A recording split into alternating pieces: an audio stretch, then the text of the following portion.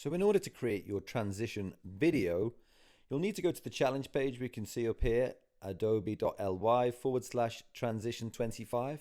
Scroll down to challenge number 2. And I have a little button here called Open the Video Template. Give that a click. That'll open up in a new screen for you. And you'll also see a button up in the top right here called Remix. Give it a click. And the first thing you should be doing is you should be renaming your file. So first of all, let's get rid of this search box here. And the first thing I'm going to do is start looking at the kind of notes that I've made for this. So I've got my school, St. Cuthbert's Primary School. I've got my name, my year, and my class. So let's start off with that. So this little box here got art and design element. Give that a triple click. There we go. That selects all the text. And I'm going to type in my story at. Now, it doesn't fill the box. You've got two options here. You can scale it up using that button there if you like. And then maybe just pop it in the right position. But also you can click the box, click it twice, and drag that in. My story at. Then instead of shape, I'm going to paste in St. Cuthbert's Primary School. Now I've got a big problem here because the text is massive. So I can just reduce it down here if I want. I can also use the corners. But also one of the things that I can do, if I just click that off and get that back in the center of the screen, then I can click my box here and make that go onto 2 lines. And once I've got that, I can just pop that into the right place. Okay, now if I let this video play, you'll see that this kind of blob comes in down the bottom here. Tap and triple tap in here to select all of my text, and then I'm going to also increase the size. And then last but not least, what you might want to do on here is just put a little photo in as well. But the first thing I'm going to do is just make sure that I haven't got anything selected on the page. That's very important. So if you need to, click in the gray section, and then I'm going to click the backpack. But I want it to be behind all of these objects on the screen. So you can see on the right hand side, I've got my layers. I'm going to drag that down. Perfect. Now if you want to, I'm going to click back off it and back on it again, and then I can put it on a little angle. Perfect. Now that scene's done, I can keep on playing until I go to the next scene. You can see it's got a dissolve transition on there before it goes on to scene number 2. So scene number 2, we're going to duplicate this a few times once we've completed one. Okay. So the first thing I'm going to do is go over to here and say, okay, timetable. That's an important thing for people to know about. So instead of definition, I'll click, triple click, put timetable in there. And again, I can increase the size of the text if I like. And then I'll keep on playing the video. This is the next bit that comes in. And then I'm going to click and then triple click. And then here, I've got all sorts of information about when school opens, when it closes, and what time lunchtime is. So I'll pop that in there. I like the size. That still works well for me, so I'm good with that. Now, I'm going to put a couple of photos in here. So again, make sure that you click in the gray and click in the gray again so that nothing is selected. And then if this media thing isn't already open anyway, you can just click media on the left-hand side. So maybe this one's pretty cool, quite like that. Now I don't need it to be so big, so I'm going to reduce it down. I also don't need it to be so wide, so I'm just grabbing the sides of the image until it's in the right place, and then I'll pop it in round about there, maybe make it bigger again. But of course, one of the things we need to think about is, do we want to put it, where do we want to put it in our layer stack? And I'm going to bring this down to there. Nice. And then I want something for lunchtime as well. So again, I'm going to click in the gray to make sure that nothing's selected. Perfect. This first one is great.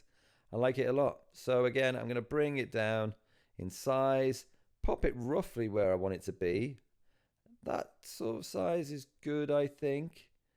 And then I'm going to make sure that it's in the right place in my layer stack.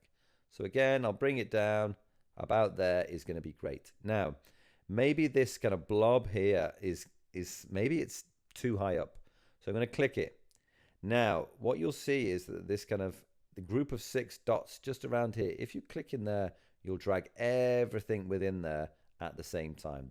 Now that that's done, I'm going to use this as a template for the rest of my scenes. And the way we can do that is so easy. Down here, 3 dots, duplicate.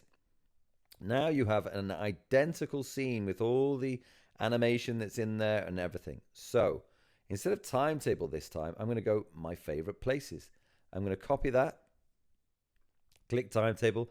Now this is much longer in terms of text. So if I paste that in there, you'll see it's much, much longer. So let's bring down the size. Yeah, right about there is centered enough, I think. Okay, next up, I'm going to change the text in this blob here. So with all this text selected now, I'm just going to type in there. Okay, so again, the text is quite big here. There's quite a lot of it. So I'm just going to reduce it down. That's perfect. And then all I have to do then with my photos is click one and press this replace button. Replace with a photo like this. Very nice.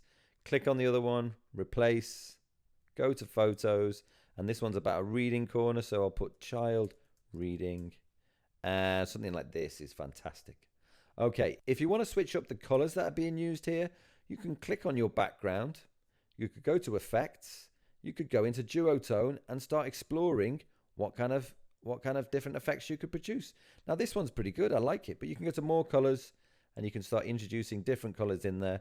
So just have a little play and you can switch them up as well, which is quite nice. That might affect the text and your blob, for example. So you can go in there, give it a click, and under effects, you can change the color punch. That one actually worked quite well. That one's good, but that might require me to change the text color. So I can select that, go to edit, and change that to something like white. Perfect. Now, for all of your scenes, all you need to do now is duplicate and change your text and images. Once you've created all your scenes by duplicating and then changing things like colors, photos, and text, don't forget that if you want to change up the order of your scenes, all you need to do is click one and hold it and move it into a different position. Now, one thing that you can do on here is you can put voiceover on here. So let me say that I want to do a voiceover on what time school starts and closes and what time lunchtime is. So what I'm going to do here is I'm going to put my playhead, and that's this black thing you can see moving on the screen here, put it into a good position, and then I'm going to go over to media, audio, record voiceover. School opens at 8:35. It closes at 3:15 and lunchtime is at 12 p.m. Now what you'll see there is that my voiceover has extended past the scene where it's meant to go. So all you need to do is click where you can see that double line just here and stretch that out by dragging it just past the end of your voiceover. And you can do the same thing for all scenes, making sure that you position your playhead in the right position and then go over to audio and record your voiceover. If you record your voiceovers and you have this little ghost scene at the end, all you need to do is click on the three dots and you can delete that scene. Now that it's done, you can go back to the start and you can watch it if you want by pressing the big play button there. But one thing I want to do is add audio. I want to have a soundtrack. So let's go to audio again, and then you can start looking through the different categories. Now, one thing that is really important is to know how long your video is. So mine's 31 seconds.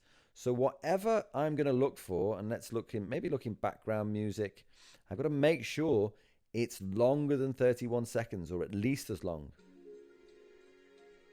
Now I like that one a lot, so I'll click it.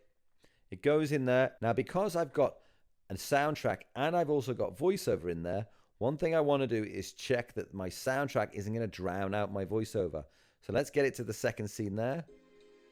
School opens at 8:35. And it does. So what I'm going to do is reduce my volume down here.